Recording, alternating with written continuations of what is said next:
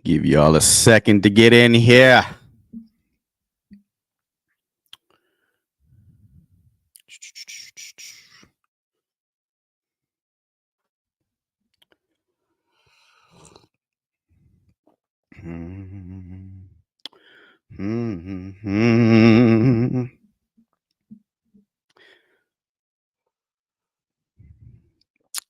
It's a beautiful morning. Good morning, everybody, and welcome to another episode of the Morning Brew. I apologize for being late. Had to take care of some things first. So here we are. I apologize for being late. I might start doing these at 10 a.m. because I just feel more up and ready to do this shit. You know, I got my coffee ready. We did start a little late, but that's because I was putting the show together. I got some things to show you guys today, some pictures to bring up, some things to talk about. So go ahead in the comments. Like I said before, I do want this to be a very interactive show. So go ahead in the comments. Let us know if you're drinking coffee, what kind of coffee you're drinking, what you're drinking in general. If you're not drinking coffee, if you're drinking a Red Bull, what do you got? What do you start off your morning with? What really gives you that boost to get the day going? And tell me why you're up. Did you just wake up? I mean, it's 10 a.m., so it's not that early, but did you just wake up to watch the podcast? Or did you wake up to go to work today? And are you watching the podcast at work, or are you watching it on your way to work? What are you doing? Talk to me. What's going on, y'all? It is Valentine's Day. So if you don't have a significant other, the best thing that I suggest you do is go get your mom some flowers. Go get something for your mom. Go get a card or some chocolate or some flowers. If you don't have a significant other that you're in love with for Valentine's Day, go out to the store and at least get your mom a card and some flowers. And if you're not lucky enough to have your mom here with us, go get somebody in your life that's important, some flowers and a card or something like that, just to show them some recognition and appreciation for the day. I'm not really big on Valentine's Day, but you can always use this as a reminder to go do something nice for somebody that you love. At the very least. I mean, you ain't got to go spend a whole lot of fucking money. Just go get some flowers and a card, some chocolate. It costs you $20 max. So yeah, I want to go ahead and get into it. Like I said, happy Valentine's Day, February 14th. Appreciate y'all turning in. I don't know why I always say turning in. I appreciate you guys tuning in for another episode of the Morning Brew. First things first, that I absolutely want to make sure that I do is shout out to the 7th grade boys basketball team at Grant Middle School for winning the MOAC championship. I want to go ahead and put their picture up here. Shout out to the boys basketball team, 7th grade basketball team at Grant Middle School for winning the MOAC basketball championship. The final score was 50-37. Hey, these kids are good. These kids are really good. Not only was the 7th grade basketball team playing for the championship, but the 8th and the 9th grade teams were also playing for the championship. So it's good to see that we have a surplus of talent coming through the doors in Harding, and they're getting coached up the right way. We got a lot of people around town that are getting these kids in, teaching them the basic fundamentals of everything, how to play the game, discipline, and training them up, you know. So shout out to the boys 7th grade basketball team for winning the MOAC championship. Congratulations to y'all. I don't know how that clapping sounds in the microphone. It might be loud as fuck. But congratulations to them. Garrett, hey, Chance, yes, sir. Garrett's son, Tayshawn, was on the team. He's number 25 in that picture. So congratulations to Grant Middle School basketball team, MOAC championship. Hey, them kids are special, man. They're going to be good. I went and watched them in the semifinal. They're really good. So, yeah, shout out to them. One thing that I definitely wanted to do was give those kids a shout out by name because they deserve it. I don't want them to think that it's just a little accomplishment. That's a huge accomplishment. Hey, just keep it up, fellas. If I butcher any of these names, I'm sorry. I'm doing my best here. Just blame it on Garrett because he's the one that sent me the list. Uh, Marshall Starks, Tayshawn Brady, Anthony White the second, Dez Feliciano, Lincoln Smith, Marcus McGarry Woods, Quincy Carter, Kingston Curran, Rico Tuff, and Justin Bauer. Congratulations to you guys, man, for winning the MOAC championship. Huge accomplishment. Keep it going, though. Don't settle. Make sure you guys are still going and working, putting that work in to become better. Don't let it end at this.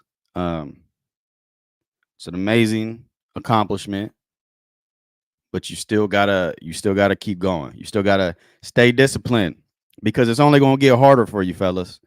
And you guys probably aren't tuned in listening. I mean, it is a Wednesday. You guys are probably in school. But if you see this later on, just know it's only going to get harder being young men because you are going to be introduced with a lot of temptations the older you get. So the big thing is keeping your head on straight and staying focused and keeping the main thing the main thing. You know what I'm saying? Staying disciplined, working hard. He said, Gary said, the only name you fuck up is my son's, but you've been best friends with his dad for years. Yeah, and I still can't get your fucking last name right. Garrett, I call you by your first name. I don't ever call you by your last name. So when I finally do call you by your fucking last name, I forget how to say it. And I don't care what you say. That shit should be Brady, not Brady. That shit don't look like Brady. But anyway, back to the main point. Congratulations, young man.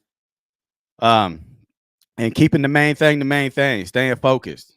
Because like I said, you're going to get older. You're going to be introduced with more temptations in life. And you're going to have people in your life that try to get you to go off course. But you got to stay the course, stay disciplined, stay focused on what's going to take you to the next level. Discipline is key, fellas. Don't get caught up in no dumb shit out here in the streets. I know with the day and age that we live in with TV and music and all that shit, it's very easy to get caught up in the glorification of the streets, going out and doing the club and slinging drugs and looking cool. But I'm here to tell you right now, I know a lot of people who had all the talent in the world when they was in school and didn't do nothing with it. They had all the talent in the world when they was in school, but they got caught up in the wrong shit. They got caught up in trying to be cool. They wanted to be cool. They wanted to be out here in the streets. They wanted to look like them hip hop artists that they listen to. They wanted to look like them motherfuckers in Paid in Full, Boys in the Hood, Menace to Society. They wanted to be like them guys. Had all the talent in the world, could have did anything with it. But they wanted to be like the motherfuckers in the movie that was playing a role, acting a part. Don't get caught up doing that. Because I'm here to tell you, a lot of them people who have all them talent, they're real cool in high school. And then once they graduate, they ain't so cool no more. Them's the ones that turn into bums. The cool thing is focusing on something productive, staying disciplined, staying in school, keeping your head on straight, doing what's right, being a good person, fellas. So let's do that.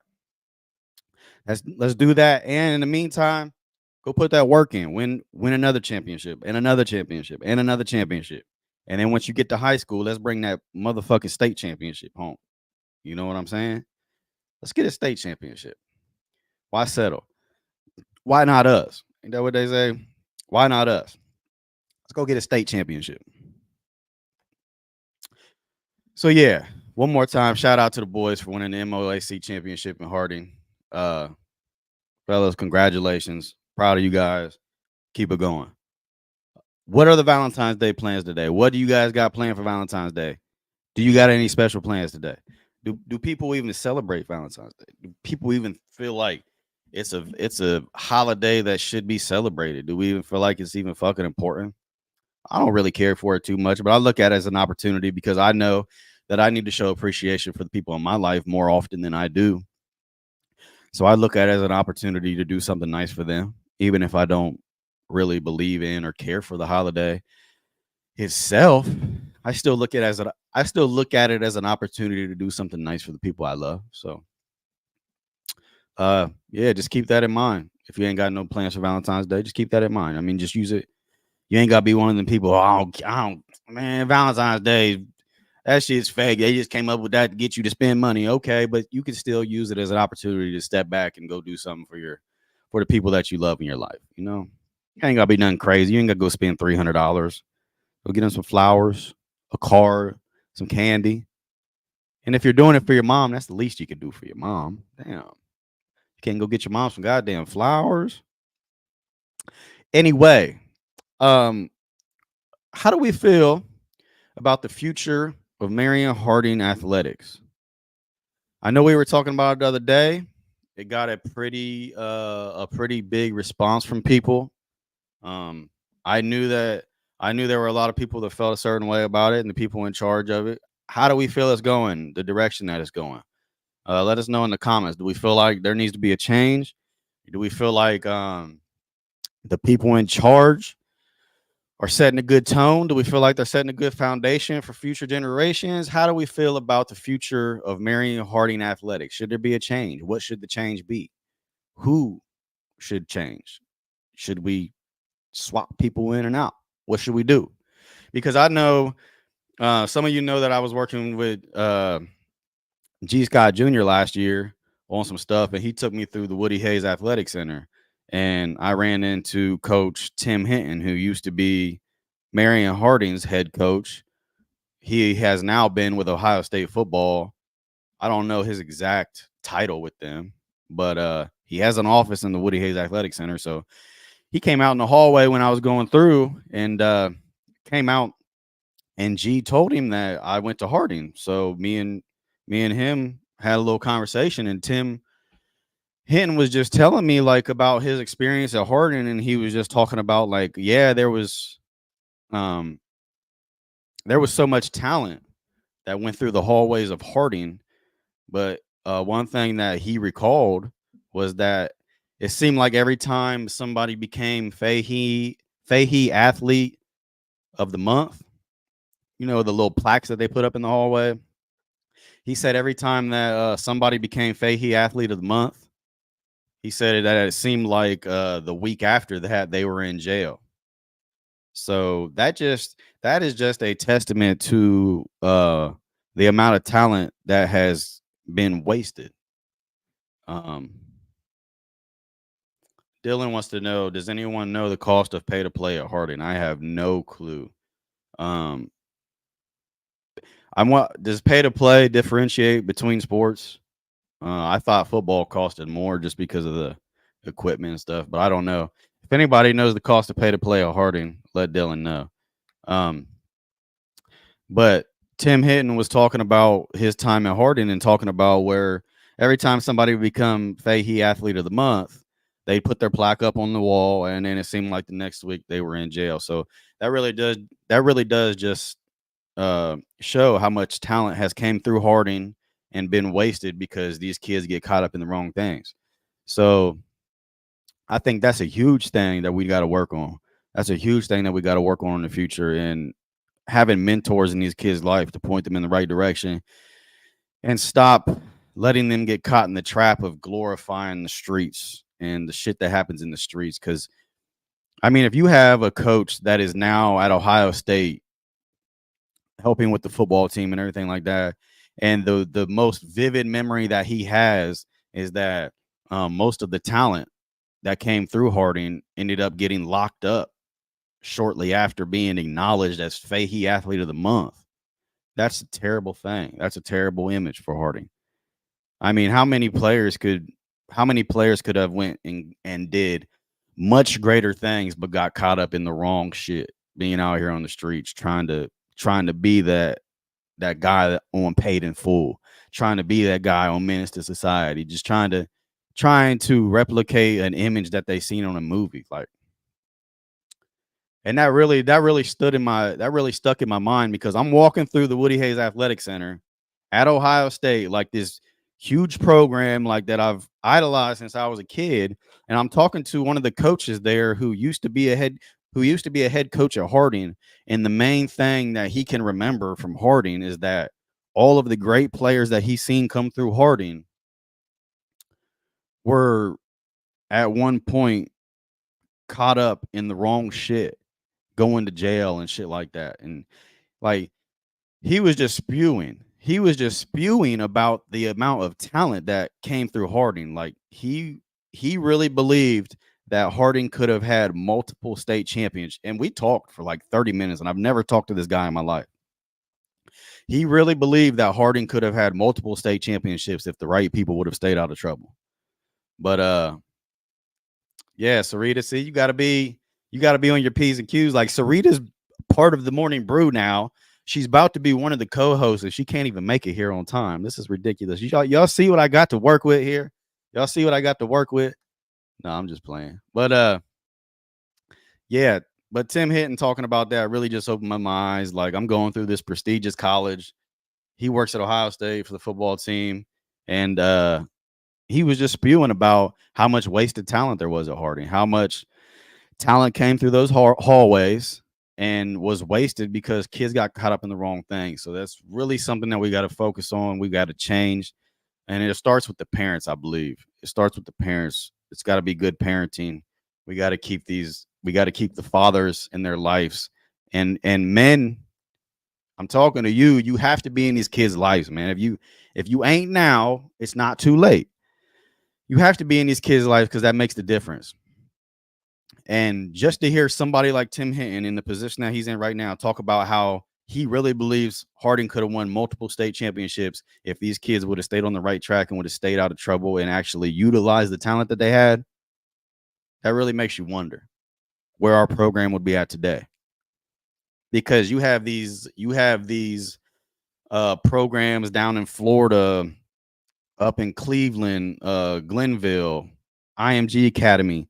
These programs all started by winning state championships, and then they got this status, which made kids around the area want to go to that school because they were a winning program. So if these kids at Harding would have kept their head on straight and stuck to the program and kept the main thing, and focused on what is important, then who knows if we would have had multiple state championship banners? Who knows where we would be at now? Who knows the amount of talent that would want to come to Harding just because of the culture and the type of program we have. But it all starts with parents. It all starts with administration, making sure that we're giving these kids the right resources and pointing them in the right directions and keeping them off the streets. Dylan said, just wondering because there should be zero pay to play. Money from boosters and grants should go to cover that first. Possibly great athletic talent out there, but cannot afford to play. Yeah, that's a huge thing too. I never agreed with pay to play because like I said, a lot of times this is the one thing keeping these kids off the streets is the athletics. So the fact that we're telling these kids, yeah, you can play as long as your parents got enough money to pay for you to play. That just seems crazy to me. That is a crazy idea to me, saying, yeah, you can play, but if your kids ain't got it, if your parents don't have enough money to pay for you to play, then nah, you can't play. So you're pretty much telling these kids like, well, if your parents don't have enough money to pay for you to play, then go fuck off, go play in the streets, which is just a crazy concept to me. It definitely should be free. And I do know instances where kids' parents didn't have the money to play and the coaches covered the cost. So shout out to those coaches. I do want to acknowledge people that deserve to be acknowledged. There has been instances that I've personally witnessed where parents didn't have the money to pay for the kids to play, and the coaches took it upon themselves to pay the cost. So shout out to those coaches, making sure that these kids are in the right circumstances to succeed. And Garrett, I think the coaches are doing a really good job, but the people running the program, I don't think they're doing the program justice. I never understood how we can have the talent, but again, get to the next level. I also feel like the support from this community is watered down as well. It's not like it used to be or how it is in some other cities or states. Yeah. And I mean, And it's kind of a back and forth thing. Like success within the program will lead to the community supporting. I just think that there hasn't been a high level of success within our athletics in so long that it's hard for the community to support it. Um, I know when that '09 team with the I think it was a 20-2 record. Don't quote me on that, but the basketball team that was really good with like Sean Dyer and them, like there was a lot of people coming out for them games, if I do recall. But it's going to, and I mean that's with any team. If you're talking about NFL, college, anything, the amount you're going to have them bandwagoners, like the amount of success that the athletic program has is going to equal the amount of support you get from the community. I mean, that's just how it is because people want to watch a winning team. Nobody wants to go watch a team that goes 0-10. You know what I mean? Nobody wants to go watch a team like that. I mean, you'll have the parents there supporting their kids, of course, but people want to go see winners. People want to go see people win. But yeah, I mean, there's definitely things, and we talked about on the last podcast that could improve within the program. The people running the programs, athletic director, board of directors, whatever the fuck it is. I haven't took a deep dive into it. We're going to try to get into that eventually. But yeah, you just got to improve the program. We definitely have the talent. Are we utilizing the talent the correct way? Like I said, the amount of support that you get from the community is going to equal how good the athletic programs are doing because you just have them people that don't want to come out and watch kids lose. I mean, you want to have something to celebrate. You want to have something to make you feel good. And going and watching a team lose their 10th game in a row doesn't really make you feel good. So, and I mean, that's just how it is. Sarita, the programs also need support from administrators and faculty as well. Yeah. I mean, we talked about in the last podcast. It all starts with them at the top and trickles down. If they're not doing what they need to do to help these kids be successful, then it's going to be very hard for these coaches, these kids, these parents to do what they need to do. You know, uh, it's going to be hard. It's going to be hard to build a winning program because a lot of it has to do with culture. Do we have a winning culture? You know, because you have to sell these kids too on the idea. You have to sell these kids because, like I said, when they get older, there's going to be so many other things that are introduced to them. There are going to be so many other temptations in their life that you have to sell them on the program. You have to sell them on the culture. You have to sell them on the idea of putting in the work, staying disciplined, staying focused, and bringing a state championship to Harding. You have to sell them on it. Yeah. So Kyle Smith said 100% knowledge is power. These kids in Marion need to be taught what the street life is really about. If I was taught at a young age, I wouldn't have wasted so many years in jail. Best thing I was taught during recovery was show me your friends and I'll show you your future. Yeah. And that is a big part of it. Who are these kids hanging around? These kids need to be hanging around people with like-minded goals. Because they are going to be introduced. And I'm not saying like don't let them go out and enjoy their high school years. Don't let them go out and party because they are going to go do it. And if you try to control them, they're going to rebel. That's going to make them want to go do it more. But we have to teach these kids the basic principles of things. Like it's okay to have fun, but don't let one day of bad decisions cost you a life of regret. Because you can go out and do something stupid for one night and it's hard to come back and create a successful path when you get a record. That shit follows you. It really does, and it makes it hard for you in the future.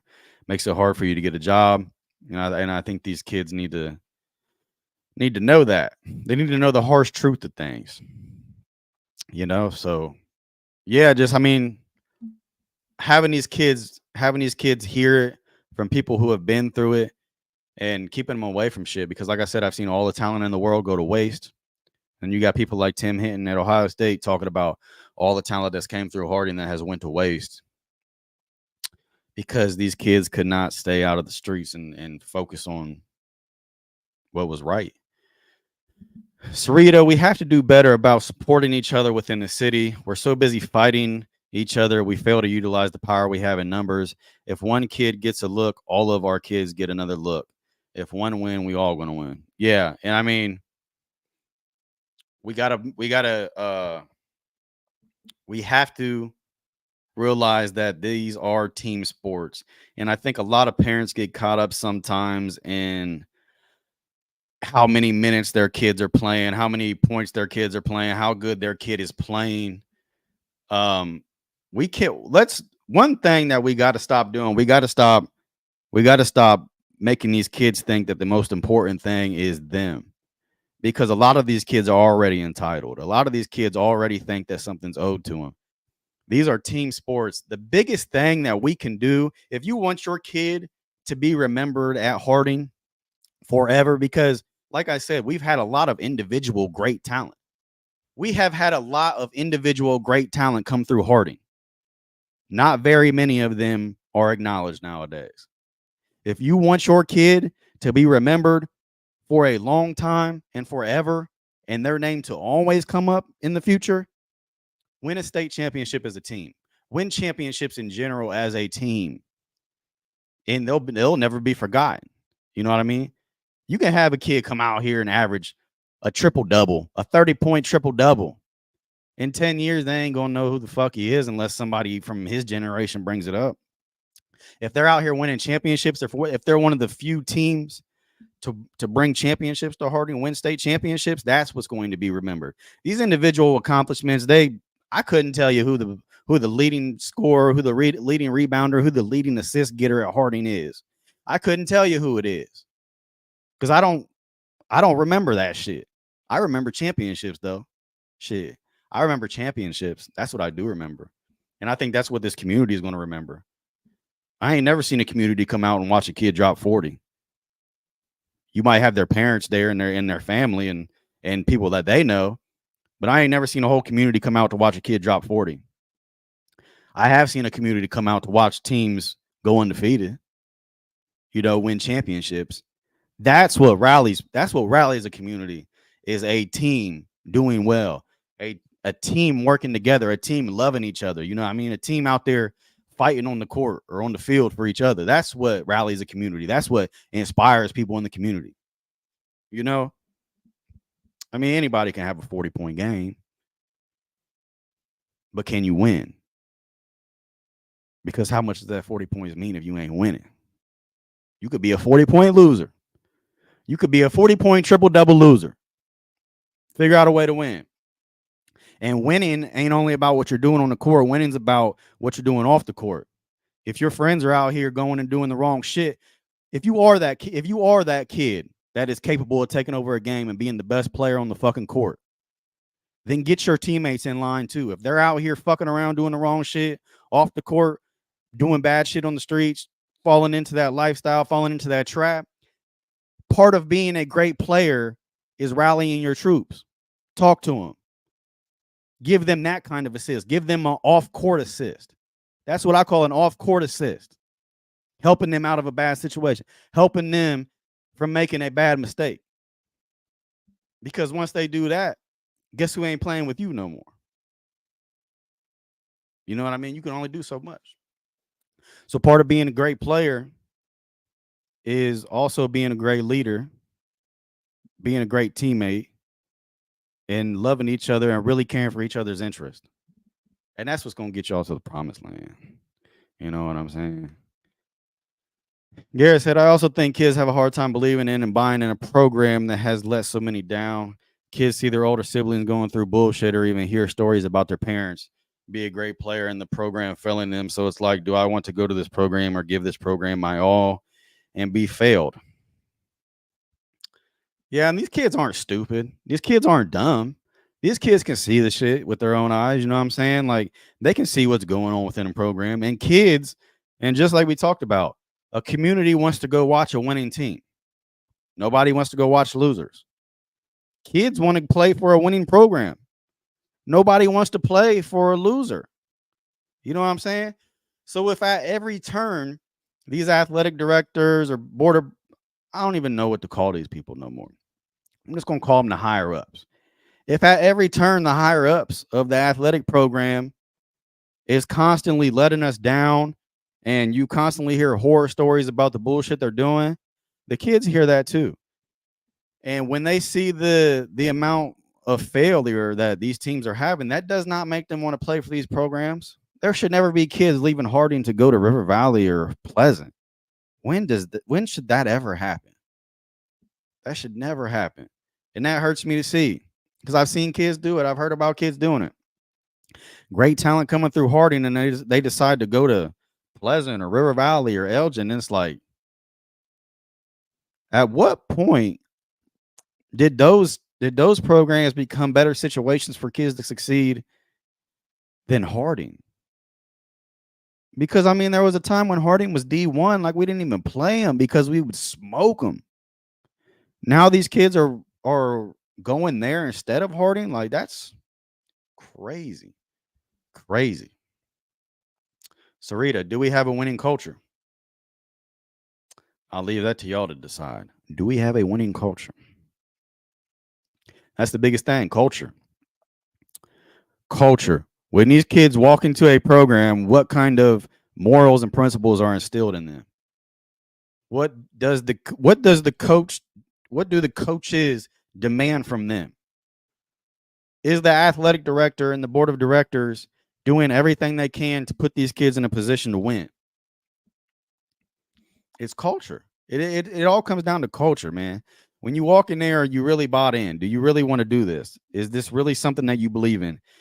And I think a lot of these kids with all this talent, they don't buy in. They think this is some temporary shit. And that's why they go get caught up in the streets. And, it is what it is. Kyle Smith, also, it's a lot different from when we were kids. The fast lifestyle is glorified more than working hard and getting paid to step on a field. Yeah,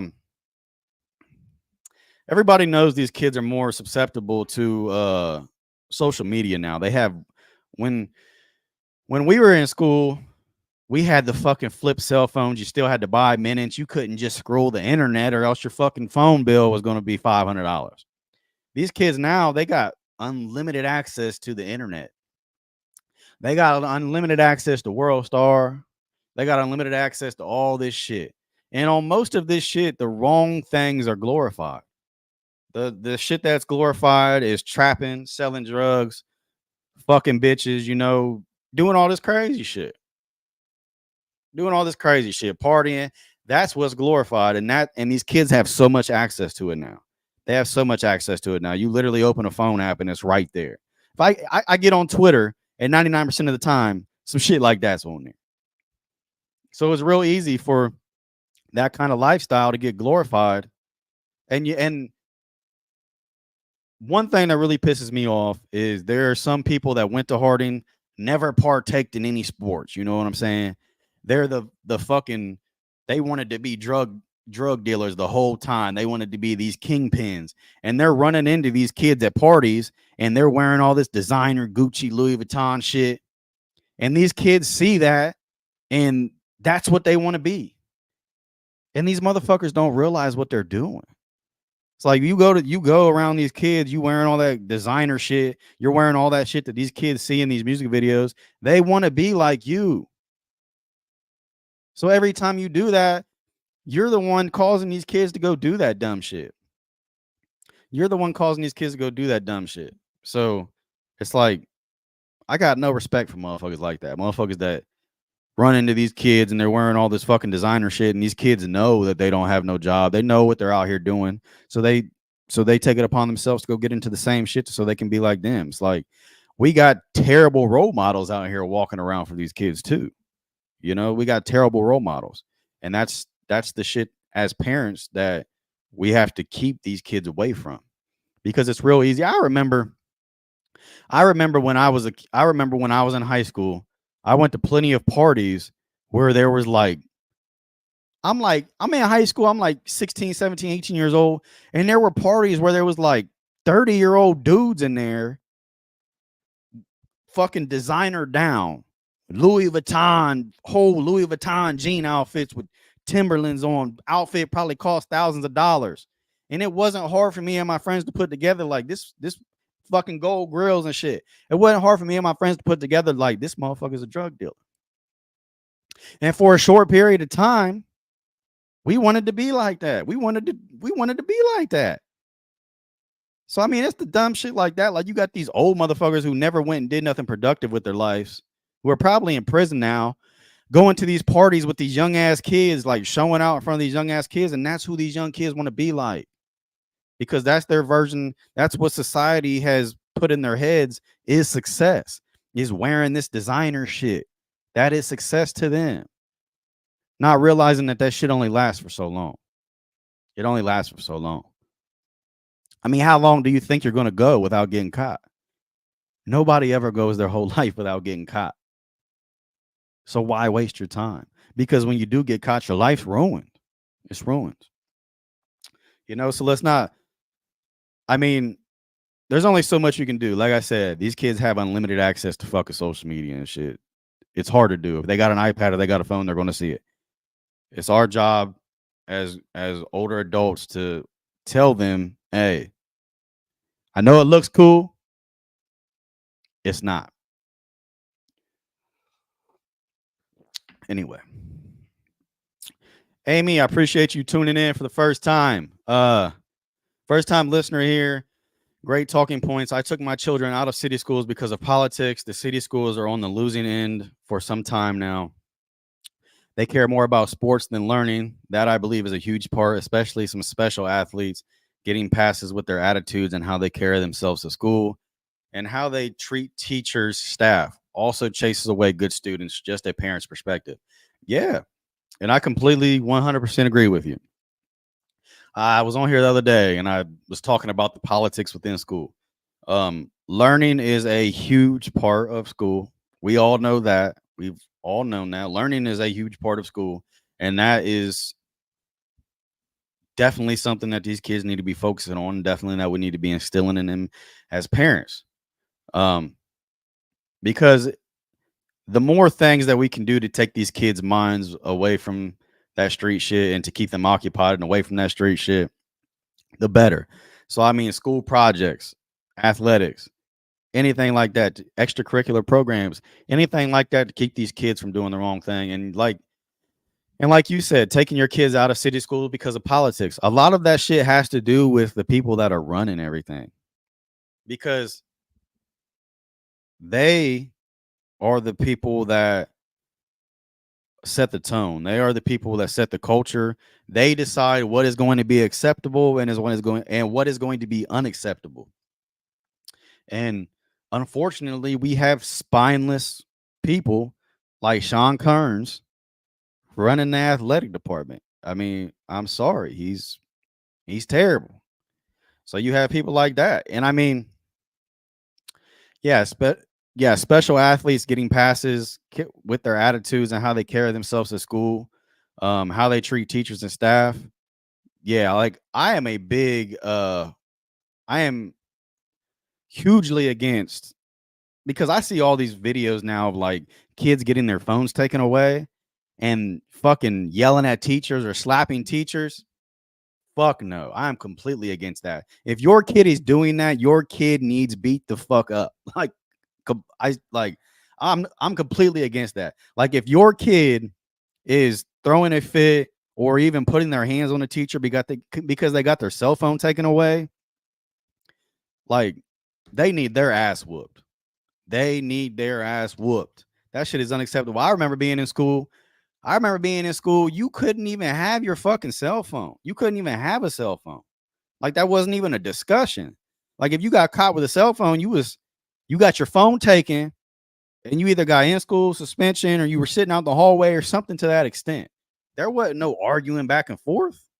They had the in-school police officer take you away if you was doing all that dumb shit. Now you got these kids just thinking that they're so entitled and that they can just disrespect teachers and staff. No, man. What are we teaching these kids?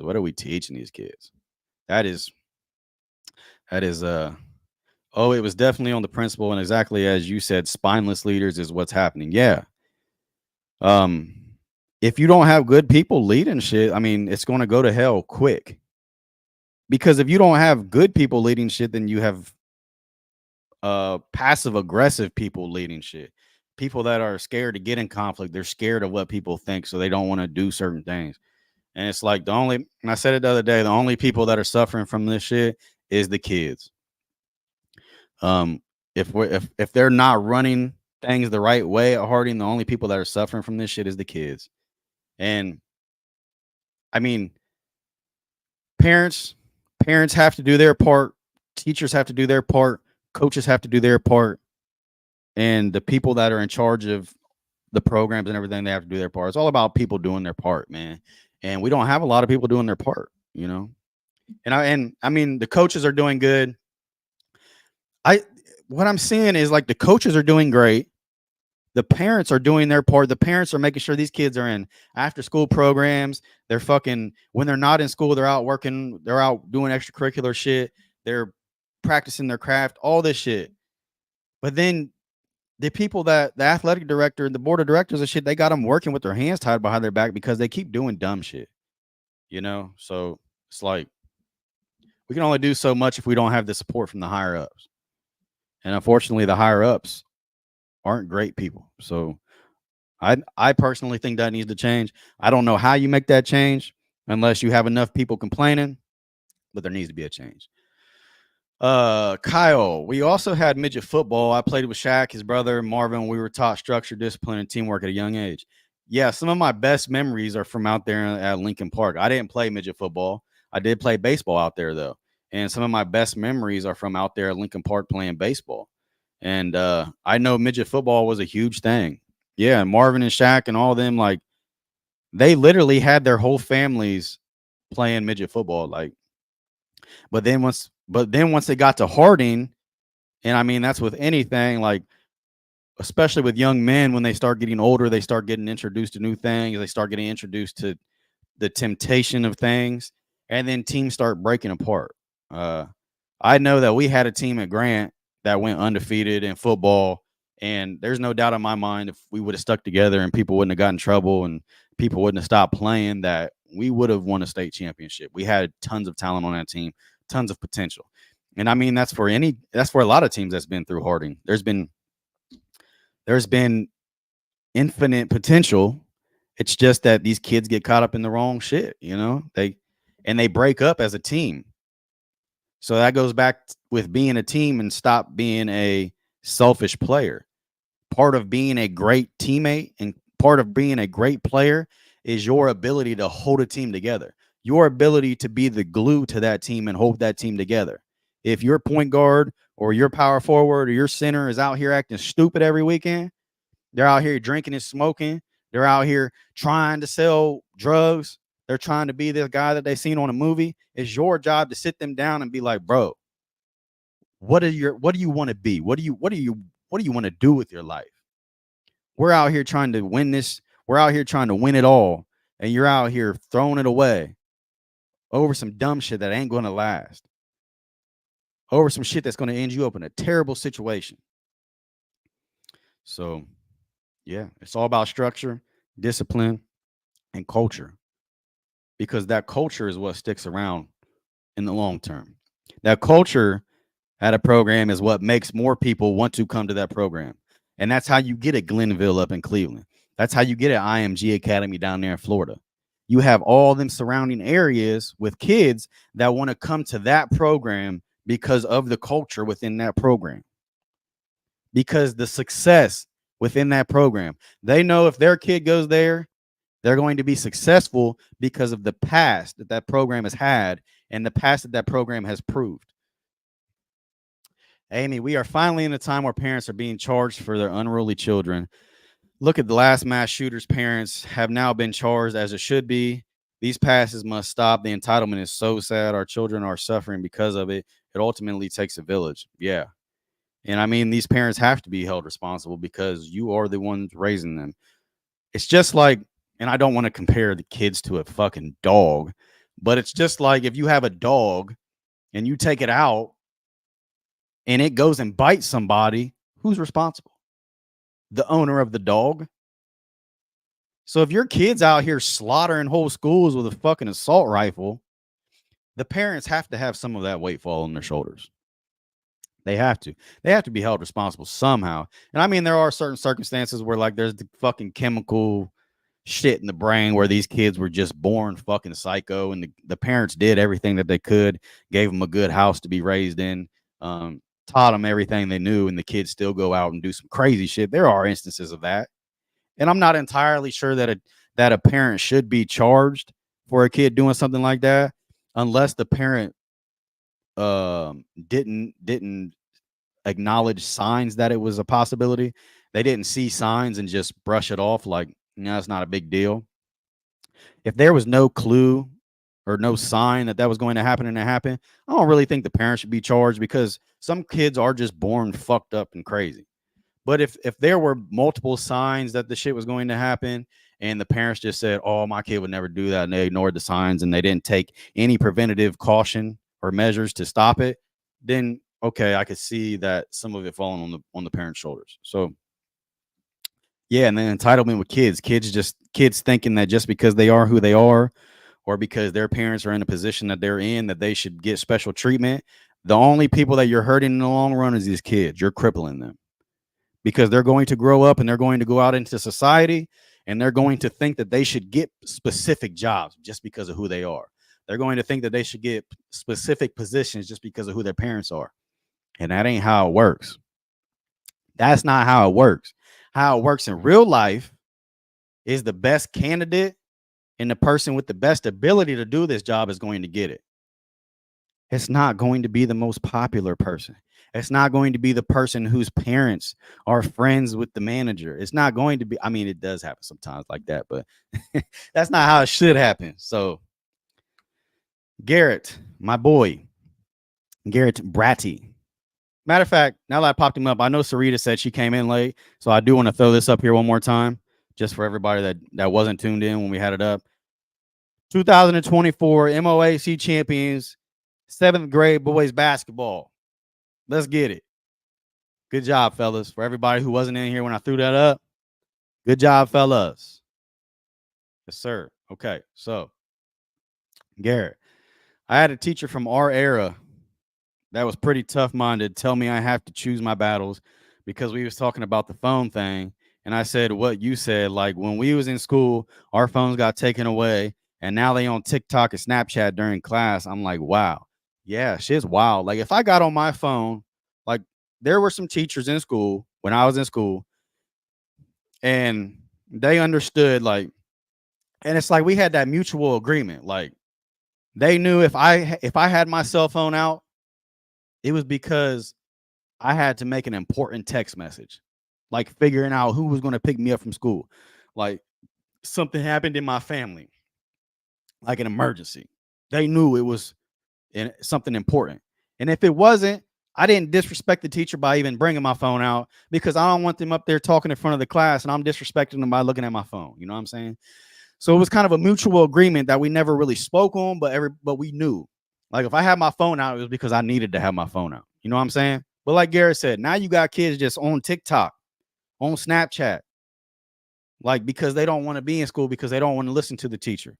They're on TikTok looking at a new dance. They're on Snapchat doing Lord knows what during class. So, yeah, different day and age for sure. Jake Rutledge, how are we going to fix our community with the drug problem? Because you can't help nobody that don't want help, and there's got to be a way for us to reach out to these people that are strung out, not taking care of their kids, not taking care of business, not doing nothing, is not working on the court order programs, aren't working. As soon as they're done, they're right back out there doing the same old thing we have. Community needs to figure out what we can do, and the people that have been in it.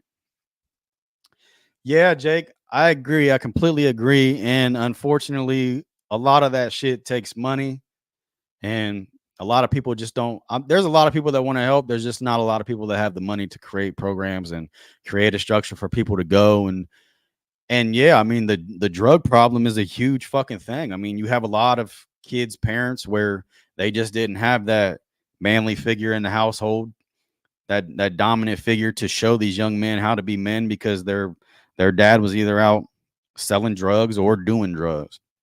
So they're in and out of prison. So that's all these kids know. So they don't have that They don't have that male role model in the household to show them how to be a man, how to do things, what their morals and values are supposed to be. Luckily, I had a great dad that raised me and showed me all that, told me all that, told me all the bullshit that I was going to be presented with when I got older, told me all the temptations that were going to be laid out in front of me that I had to resist, or else it was going to lead me down the wrong road. He taught me what was important in life, what I should value, what my moral compass should look like, and these kids are missing that a lot of times. And a lot of times, if a young man is growing up and he sees his dad in and out of jail, in and out of prison, they kind of get this image in their head like that's what we are supposed to do. I mean, it's just like a kid who sees everybody in their family go to college. If they see everybody in their family go to college, then they just think that's what you're supposed to do. Everybody in my family's went to college. That's what I'm supposed to do. I'm supposed to go to college. So if a young man grows up and he sees his dad in and out of jail, in and out of prison all the time, they grow up thinking, oh, that's part of growing up, is going to jail or prison. That's how you become a man. And that's somebody has to be in their life to enlighten them and tell them that's not the case. Amy says, sadly, these parents knew they could have stopped it. Such a tragedy. There's all kinds of shit that happens like that at school. I mean, and there's bullying that happens like that. Like, the kids will know that their kid is bullying another kid and won't do nothing about it. And the parents have a huge role in how these kids turn out. And as parents, we have to take more pride in how our kids are behaving in the outside world, because your kids are a direct reflection of you as a parent. If your child is bad, if your child is being fucked up to other kids, then what do you think that makes people think about you? I'm not too convinced that you're a great person either, because a lot of these kids do what they see. So they're doing what they see their parents do. And they're saying things that they've heard their parents say. So, Sarita, yeah, champions of the world. Kyle Smith, I'd kill for a chance to share my story with these young athletes. I had a chance for a scholarship for punting, but I chose partying instead. Like you said before, hate seeing wasted potential. Yeah, and it happens a lot, and it's easy. It's easy to fall into that trap because, I mean, when you're younger, you just want to have fun, really. And I partied a lot when I was younger. And I look back at it now and I wonder, like, with this video shit, how much further could I be with this video shit now if I would have invested in it back then and started doing it back then instead of partying as much as I did? Who knows?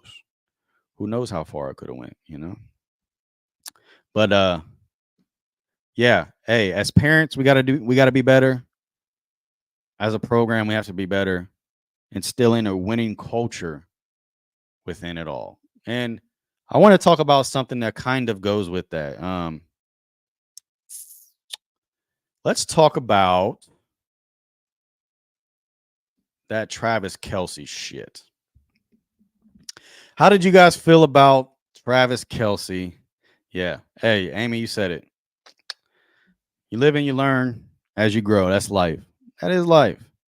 But I think what we have to make sure that these kids understand is sometimes it's too late. You live and you learn as you grow, but let's try to expedite that process, because if you don't learn and grow fast enough, you could make bad decisions that lead you into a terrible place, and a place where you can't get a job and you have a record following you around or things like that. We're doing your thing now. Definitely something to be proud of. Hey, I'm trying. Appreciate you though, Amy. How did we feel about the Travis Kelce thing? I know there was a lot of controversial shit about the Travis Kelce thing. The more I think about it, it could go either way. Dylan said, I felt like Kelce is a passionate player. You can see it every time he touches the field. Obviously has a great relationship with his head coach and other players like any team should. I personally loved it. You have to understand, anytime we see some shit like this on social media, we as a society love to act like we know what their relationship is like off the field. If you have a relationship, they are if you have a relationship like that with your head coach, then you can do shit like that. I mean, after the game, Andy Reid even said he loves to see it. This happens all the time in sports. This happens all the time in sports, all the time. And vice versa. You have coaches yelling at players like that. You have coaches yelling at players. It happens all the time. And if I'm a coach, I want somebody passionate like that, because we live in a world where money rules so much. You have these players that are just fucking divas now.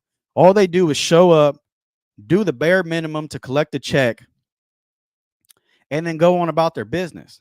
So it was refreshing to me to see a motherfucker that actually cared. You know what I'm saying? Because a lot of the reason why I don't watch the NFL is because it's so money based. Like, you have all these fucking diva ass players who are just worried about all the extra shit, all the glitz and glamour and money. So to see a motherfucker that was actually passionate and actually cared so much was refreshing to me. That's the kind of shit I want to watch. And Andy Reid even came out and said he loved to see it. And why wouldn't a coach love to see that from their player? Why wouldn't a coach want a passionate player like that for him? And it was amazing to me how quick society was to try to tear down a man. Society is so quick to try to tear down men, and it happens all the time. Like, because this man is playing at the highest stage in sports, and he was so passionate that he wanted to stay in the game. So he yelled at his coach, bumped him, and knocked him off balance. Andy Reid even said he caught him off balance. He didn't hit him that hard. Everybody acts like he went over there and just fucking shoved him. He didn't. So we're in a situation with that where it's like, that's what I want. That's what I want out of these players. That's what I want to see. You know what I mean? I want to see these players actually care. I don't want to see them just come collect the check, do the bare minimum, and go to their third mansion of the week. You know, shit. That's just how I feel about it. But it was refreshing for me to see. I love to see it. Amy said, personally, I think they are a planted couple, all for marketing. I think she's referring to Travis and Kelce. Hey, if they are a planted couple, it was a smart fucking move, because Taylor has brought in I think they said an estimated $330 some million more for the NFL than they're used to getting. And I know Travis has a whole new fan base now, and I know Taylor Swift has a whole new fan base now. So if they are a planted couple, which I'm not saying that they ain't, if they are a planted couple, then it was a smart ass financial move, because everybody made money off that. Garrett, Trav was wanting this win so bad he let his emotions get the best of him at this moment, but they grown men and they got over it. But now AB said if that was him, it would have been a huge deal, and I do believe that for real. I believe you're talking about who are you talking about? AB. Who are you talking about, Garrett? As far as AB, Antonio Brown, or yeah, let me know who you're talking about, Garrett, because I don't know who the fuck AB is. But hey, money talks. Yes, it does. Yeah, Antonio Brown. Now listen, Garrett. I know you ain't on here. I know you ain't on here defending Antonio Brown CTE crazy ass. This motherfucker literally ran off the field with no shirt on. This motherfucker was yes, it would be different from with him because he has a history of doing it. Now, if Travis Kelce had a history of doing shit like this, then okay. But this motherfucker had one time in the Super Bowl, the biggest stage in sports, where he lost his cool, and it was because he wanted to stay in the game and score. Antonio Brown's got a history of doing dumb shit like this. Motherfucker Antonio Brown got pictures floating around with him butt naked in the swimming pool, jacking his dick off. Excuse my language, jacking his dick off to some girl in the swimming pool. Yeah, they would do that if it was him, because that motherfucker's crazy and everybody already knows it. So yeah, they would. Don't Garrett, bro, chill, man. Chill, man. Dylan, it's beyond a relationship, it's a bond between brothers. Yeah, that's what a team should be. It can't be every man for himself. It's called a team for a reason because your success is my success. So, yeah. Dylan, I would take 10 passionate players rather than 20 that are there to play for a check and don't care about winning. Me too. And I don't want to watch players like that. I want to watch players who are passionate. I want to watch players that want to win. Amy, LOL, I went the whole other way when you said Kelce. I agree. Travis is a passionate player after seeing the full scale of what happened. I will say I thought it was over the top at first, but after seeing it all unfold, you can tell it was all heart in the game.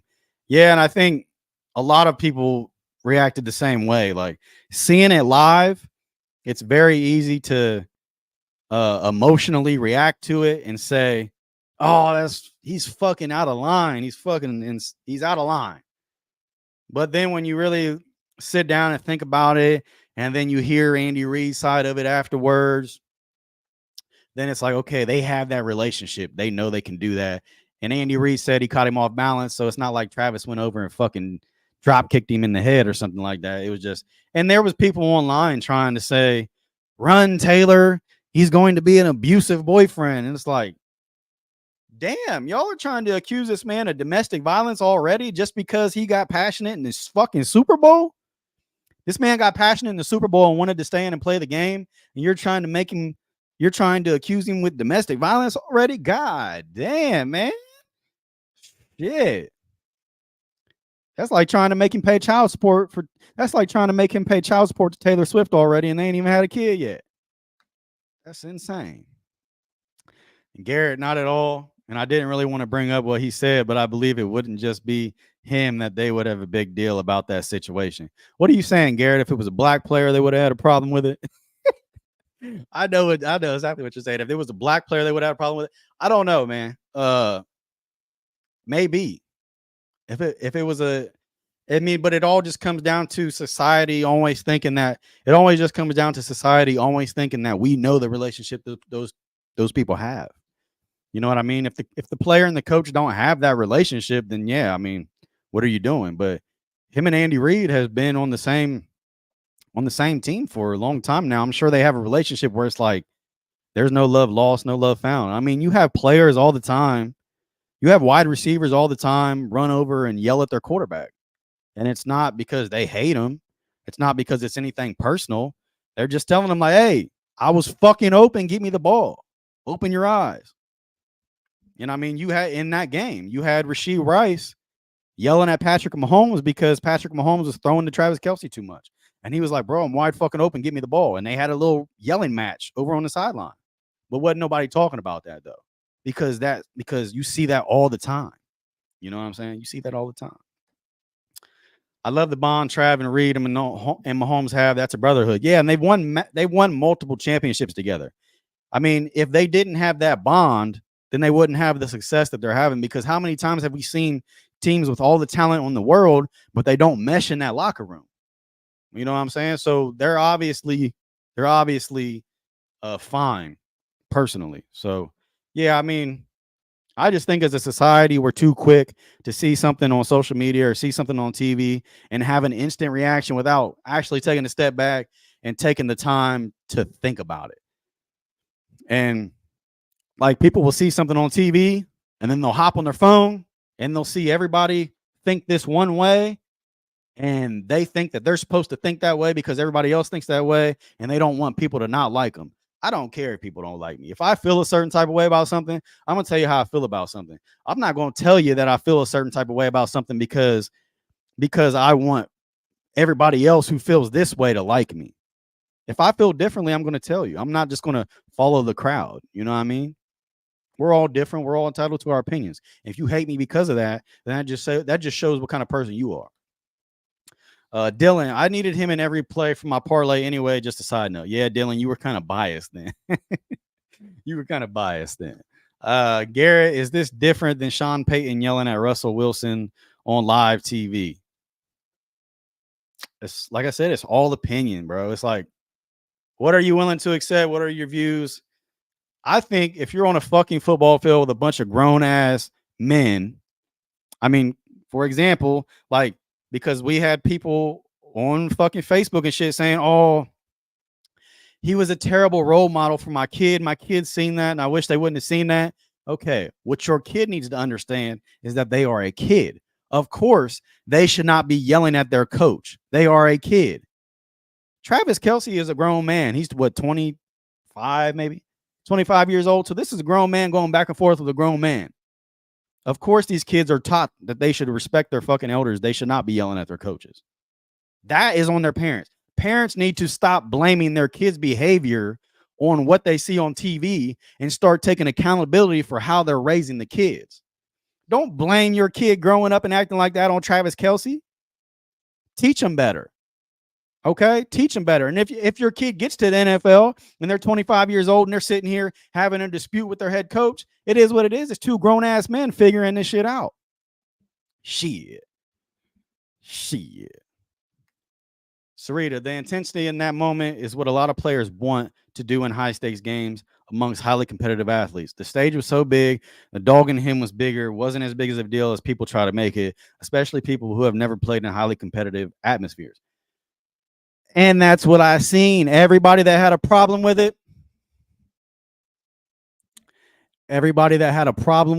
never played a fucking sport in their life. Everybody that had a problem with it is these fucking hippies. These fucking soft ass people who ain't never played a competitive sport in their life.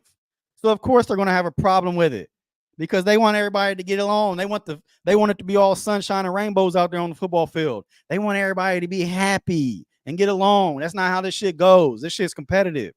It's the fucking Super Bowl. Motherfuckers want to win. So you think it's the Super Bowl? This might be the last time Travis Kelce ever gets there. And it's the Super Bowl. You think he about to just sit quietly on the bench while he's taking out of the game and he's one of their best players and he feels like that he can contribute? And you think he's about to just sit quietly on the bench in the Super Bowl? You'd have lost your fucking mind, man. But that's society nowadays, though. It's society. Like Gary said, they're soft. Soft as shit. Soft as Charmin. You know? So, I mean, and that's just how we're living. That's the society that we're living in, man. Motherfuckers can't do what they used to do no more. This is the same reason that people love Michael Jordan. This is the same reason that people love Kobe Bryant, because of how passionate they played the game, how hard they played the game, how intense they was, how much shit they talked on the court. But of course, you have people that have never played a competitive sport in their entire life that want to come out of nowhere and have an input on it, all because he's dating Taylor Swift. They can't find a reason to hate Taylor Swift. They want to hate Taylor Swift, but can't find a legitimate reason to hate her. So, hey, we got to find a reason to hate her boyfriend. And by the fucking way, did y'all see Ice Spice sitting up there with Taylor Swift throwing up the demonic signs and wearing the upside down cross? God damn. Talk about social media having an impact on our children. They're literally out here throwing the devil right in your face. This shit's insane. But I think I'm gonna go ahead and wrap this shit up, man. I got a little over the top. But I appreciate everybody tuning in for the Morning Brew podcast. I'm gonna put this back up here one more time for those of you that didn't tune in and see it in time. I appreciate everybody that tuned in to the Morning Brew podcast today. If you haven't, man, go over to the YouTube channel, subscribe. That gives you easy access to all of our episodes. Sarita was on here in the comments. She'll be on every Friday. I think me and her agreed on. I don't want to lock her in if we didn't agree on that. Every Friday she'll be on here, and I'm gonna get Martin Harris on here to talk about God every Thursday, I think.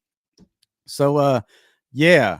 I want to give one more shout out to the boys, 2024 MOAC championship winners. And since I fucking butchered the names the first time, I'm gonna go over them one more time.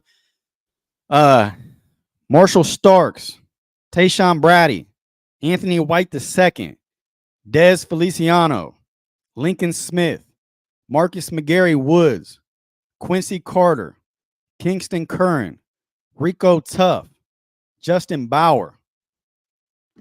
Congratulations, fellas, for winning the MOAC championship. Proud of you guys. Keep your heads on straight. Keep it going. Don't stop there. But I appreciate you guys tuning in for another episode of the Morning Brew podcast. Like I said, go over to the YouTube channel and subscribe at the Morning Brew podcast. That'll give you easy access instead of having to scroll up and down on Facebook. Subscribe, like, comment. But until next time, I will see you guys later. Appreciate y'all.